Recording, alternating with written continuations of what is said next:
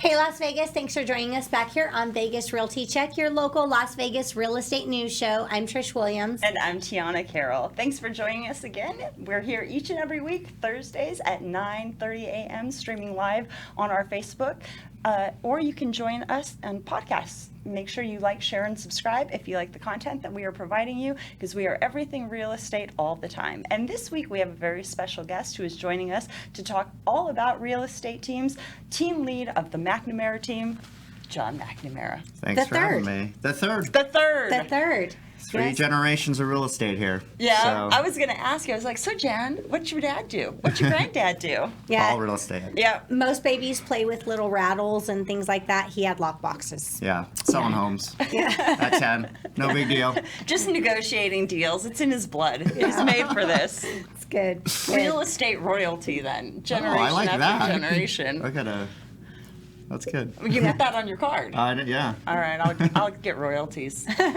So we will start off the show today with what's going on in the market this week, single-family inventory. After those rate hikes, is anything going on in the market this week?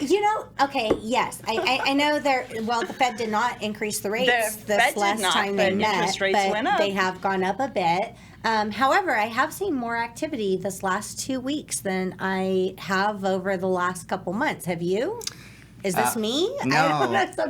Sometimes I'm in like different zones than other people. You're like, my business is a life force of its own. Yeah. Yeah, we've seen on our listings too. I think we put like 3 or 4 under contract just in the last week with multiple offer situations again. Yeah. I think it has more just due to the seasons. It's cooling off. People are kind of getting back into it because interest rates have been rough, and I don't think this is changing anytime soon. Yeah, we put an offer out on a house yesterday that had multiple offers, substantially exceeded the list price, and waived appraisal. And I was like, wow, I haven't seen that for a while. So, there's still people out there buying. So it depends on price points. It depends on where you're at, how the home's showing. There's lots of factors there. A few weeks ago, I said this is the craziest market because each house is so individualized. It can be in the same subdivision, and one's going in a few days and one's going 35 days later. Yeah. It's crazy. Yeah, in 19 years, I've never seen a market like this where the inventory is so... So you did start when you were 2.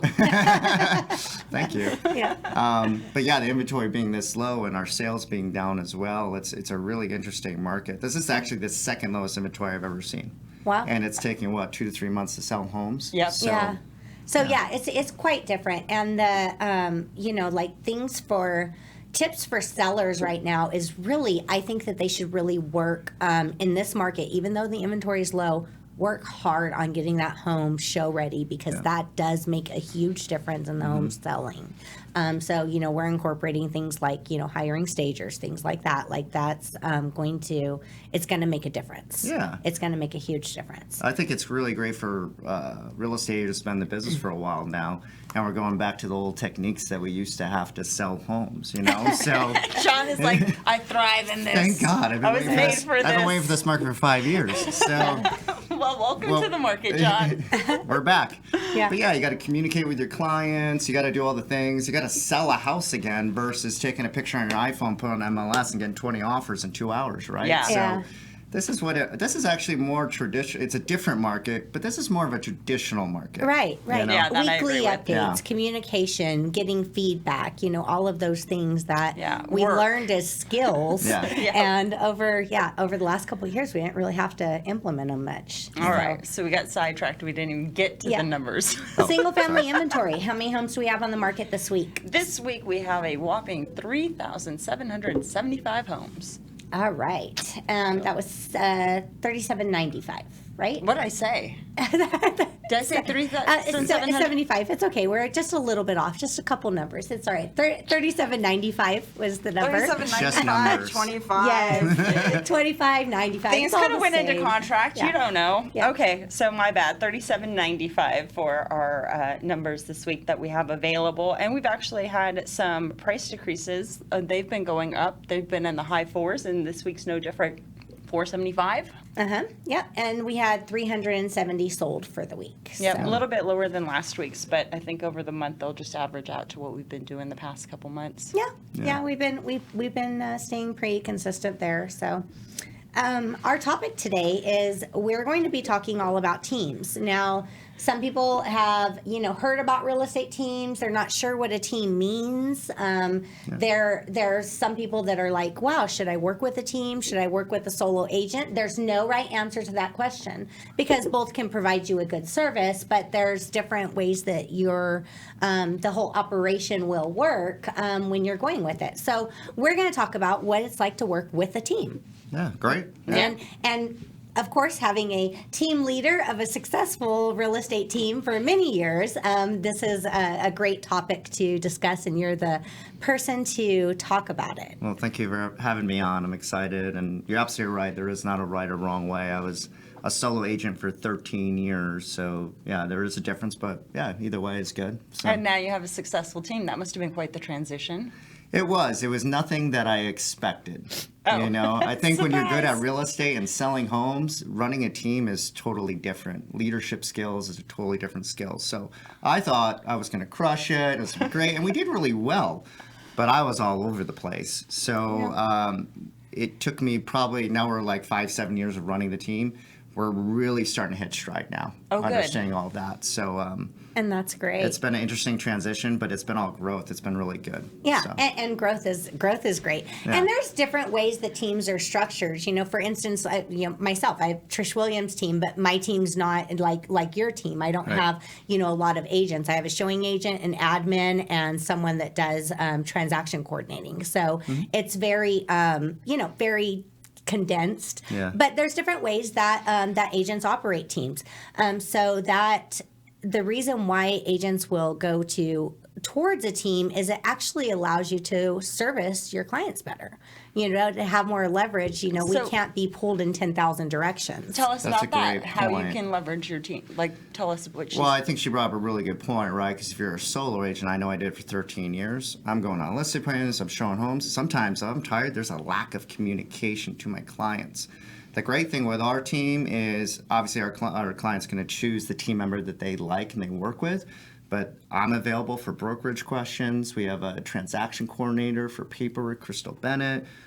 We have full-time concierge with Jorge.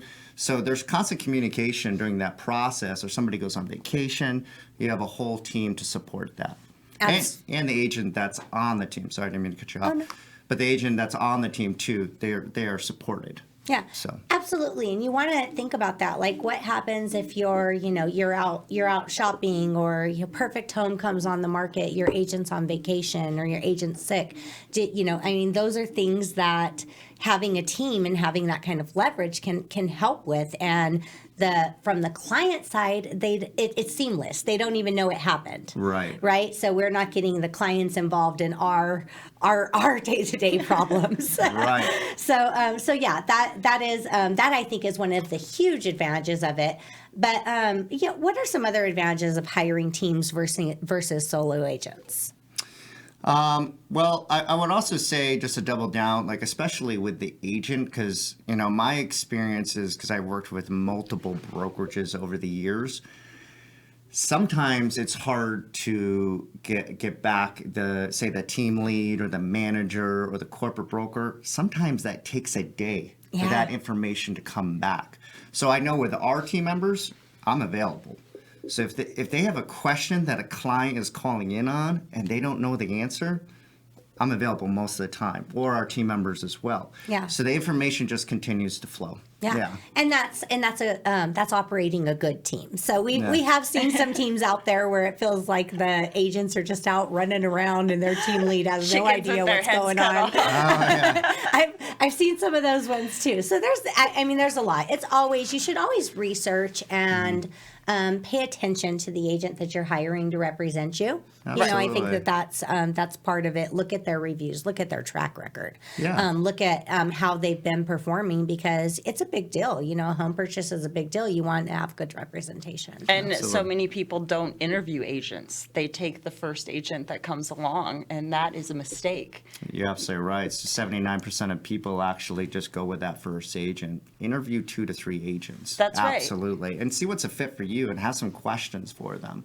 Because so coming out here 15 years ago, and this market's crashing, and I'm calling everybody. All I have is expireds and for sale by owners. It was all about not the best experience with agents, and most agents only do 2 to 4 deals a year. Yeah. Right? So now you're signed into a contract for 6 months. You're having a terrible experience, right? So find somebody who has some really good customer service. Look on Google or Zillow for reviews. Make sure that, they know what they're doing. So. Yeah. Can I throw something in there too? Maybe. I think that it is very, and I've worked with you on the other end. You're a great agent to work with. We worked on transactions together. Communication, great agent to work with. You do your job in representing your seller, but you you don't make it harder.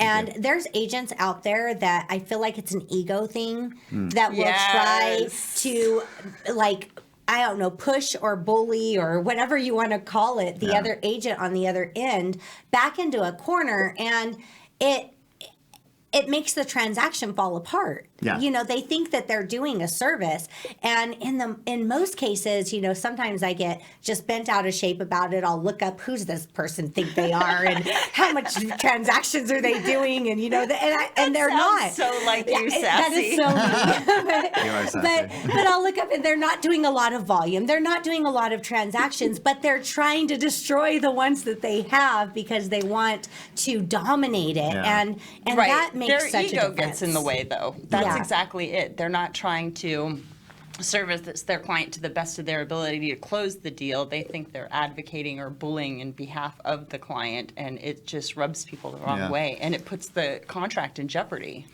Yeah, it's professionally immature. And I used to do it the first couple of years when I was in the business too, right? Yeah. Like we think this is the way you do it, and it's complete ego. But our job really is to make the transaction as easy as possible.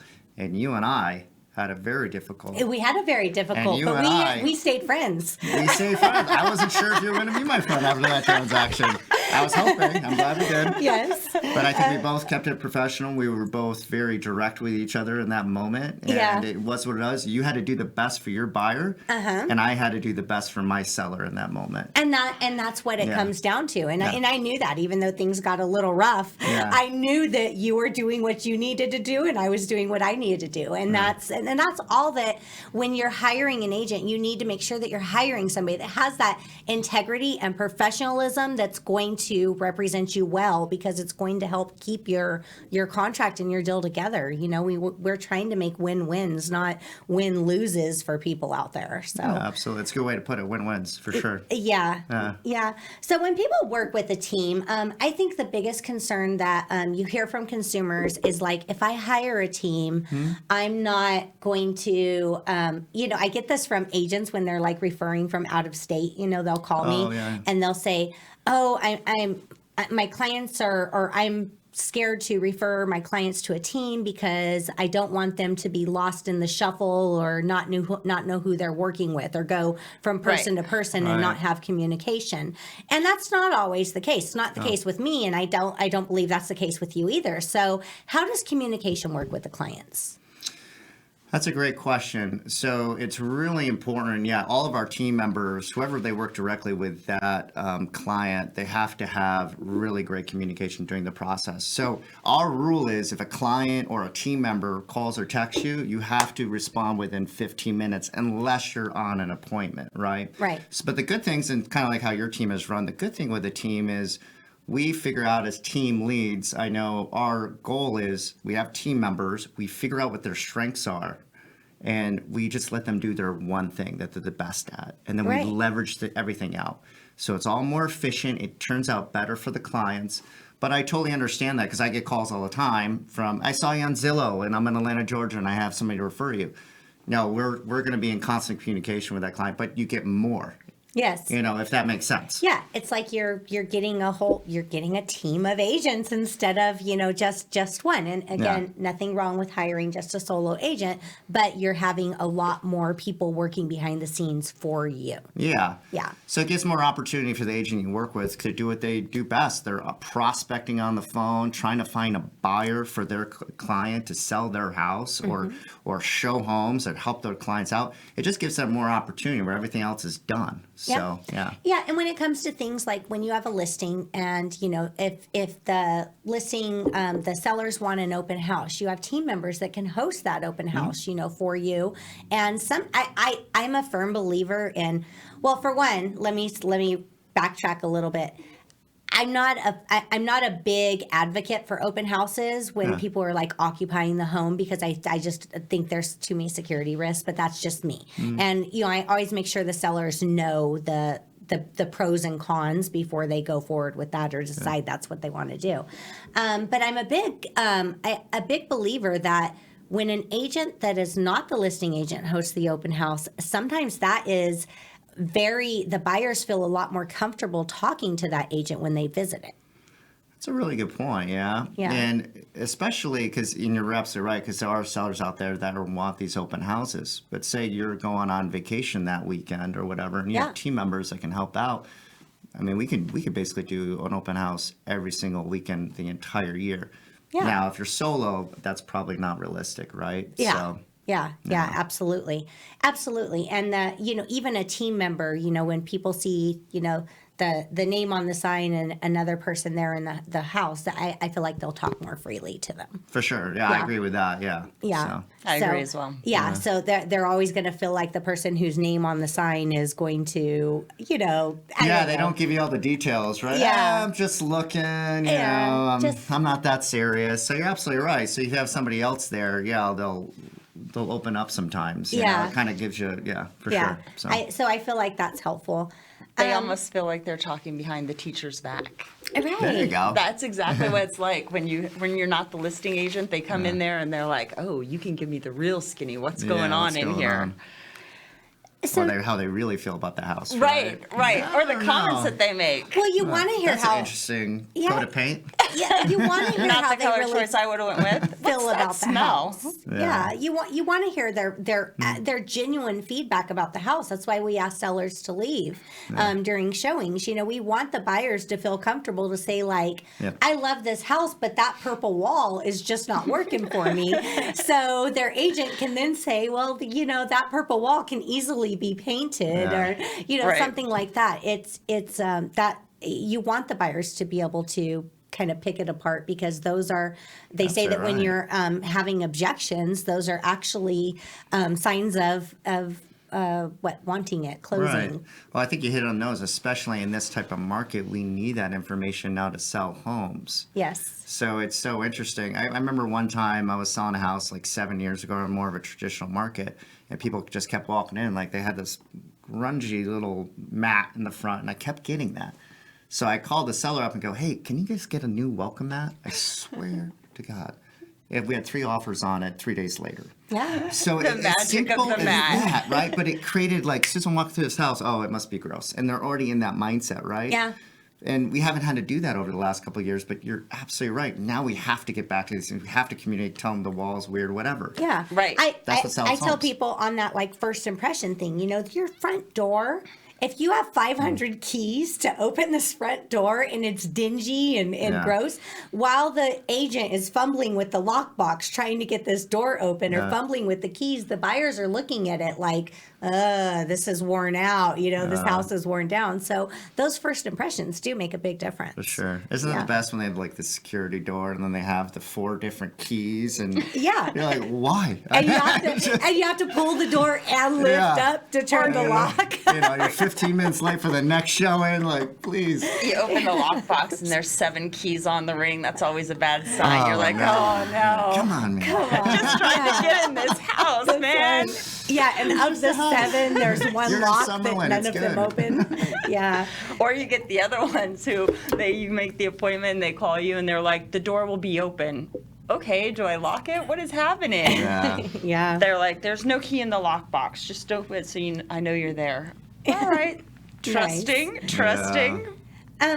What would you say that your team's track record is in the local market here in Vegas? Yeah. So we've sold over 600 homes total over 19 years, and we annually do about 40, 60 deals a year. Okay. This year, with the market being down, we're probably on track for another 40. But I'm really proud of our team, actually. We really all stepped it up.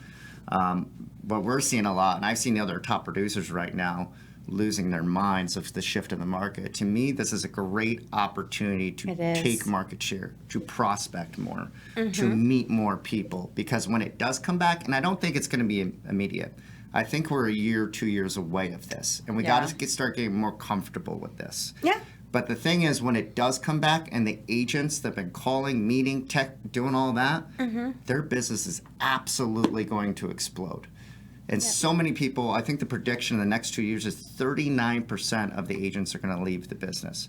So this, to me, sounds like opportunity, to be completely honest with you. I agree with that. Yeah, and that's what, especially right now, if say you're solo or you're with a team. I know with our team, we support each other during this time. Times are tougher. Yep. And we have to get in there, and we got to prospect, and we got to meet with clients or go get lunches or whatever it is and connect. We got to build those relationships.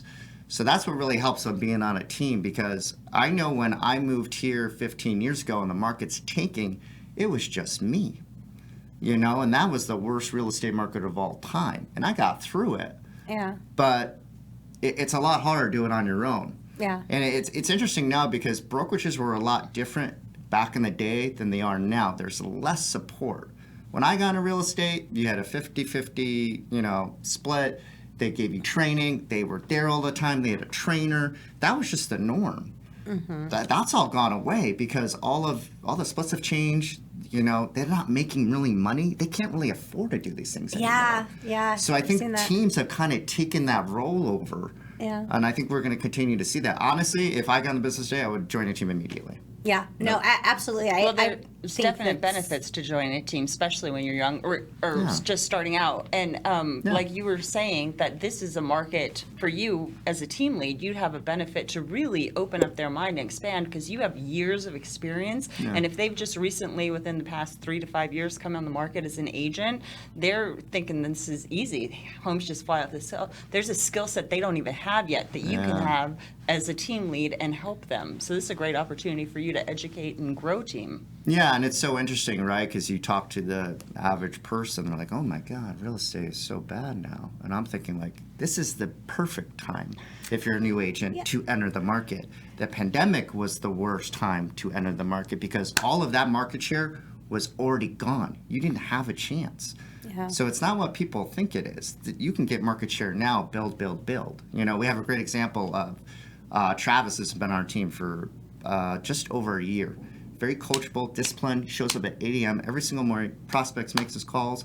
It took him about a year, but now he's in momentum. Yeah. Just this last month, 3 listings, 2 sales, he's crushing it. Hey, shout out Travis. He's the man. Good job. So, so you can do it, but you got to work hard right now. Even I know myself, I would say 2-3 years ago, I'm making 20, 30 calls, selling 60 homes a year, feeling great. That's all changed. Our sales went down about a third. Now I'm making 50 calls a day, and that's okay. But you got to shift with the market. Yeah. So. And I'm seeing right now, I'm feeling like finally, this is the silver lining, I guess, of the market and the environment that we're in.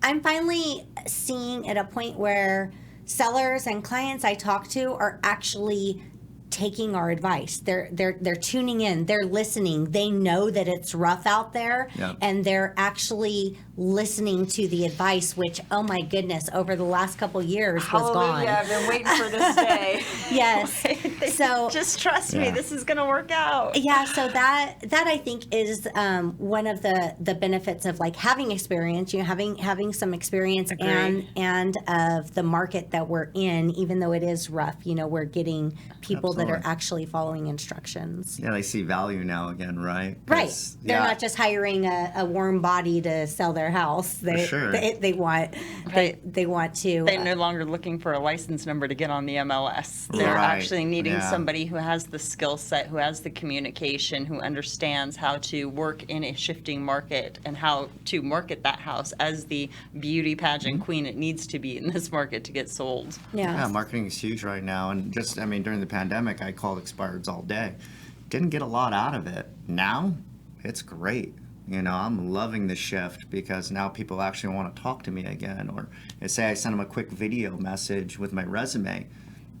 they're texting me back like, hey, I want to interview you. Nice. So yeah, these are good things. I think we took 9 listings for September so far. Wow. So we're starting to see that occur. So this is a great time to be making your calls. So Good. We for need expires. those houses on the market. We need some inventory, right? We for do. Sure. Yeah. Yeah, we do. If you could describe your team in 3 words, what 3 words would you choose? Oh. Well, we are the MAC team, right? So mindset, accountability, and acronyms. coaching. So we're very growth minded. I'm very proud of our team. We read together. We do a chapter once a week at our team meetings. We go over that. We go to seminars. We go to Mike Ferry, Tom Ferry. Jorge and I just went to the BAM seminar, which was in Naples last week, which was awesome. Nice. It was all on video, YouTube. So now we're super pumped and excited about that. So yeah, we're growth minded. So that's an idea of what our team is about. So Yeah, that's great. And you are, if there's agents out there that are looking to interview or join a team, you guys are still accepting people? We are interviewing agents right now. So Uh-huh. we're just started. We took a step back about 18 months ago. We grew the team to 10, and we didn't really have good systems in place. So we took a step back. We really worked on, and Jorge really took, who's our director of operations, basically created all the systems for us to get us ready. We have a system called Brevity. So basically our agents come in, they know exactly what to do. So That's now we nice. can help our agents, because what was really happening is I'm getting calls and texts all day, and it just wasn't efficient. So now we have videos for our agents. We have so much more materials to make their lives easier. Kind of like we were talking about before. We just want them to come in, do their one thing, and sell homes. Because especially right now, if you're not making money, you're out of the business in the next 12 to 18 months. Those are the Absolutely. truth. So you can't be building systems. You can't be doing you can't be doing that stuff. If you have all these, and we see it all the time, people get in the business, they have all these ideas. Yep.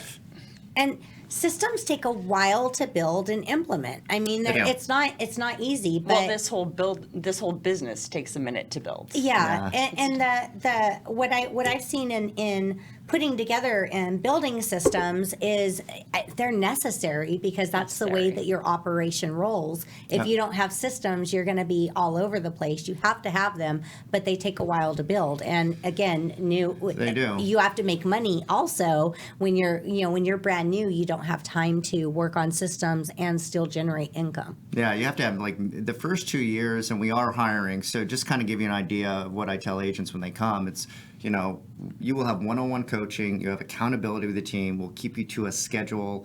And really, the reality is you're going to be working on your skills for the first 2 years. Yeah. And that's all you really need to be focusing on. Because I can get in 6 months, I can get you good. 12 months, I can get you great. If you do everything I say in 18 months, you can become a top producing agent. Absolutely. Not a lot of agents do that, though. Yeah. So, so we take that, so they don't have to worry about all that other. It's all taken care of. They just have to come in, work on their script skills, make their phone calls, go on appointments, make money. Yeah.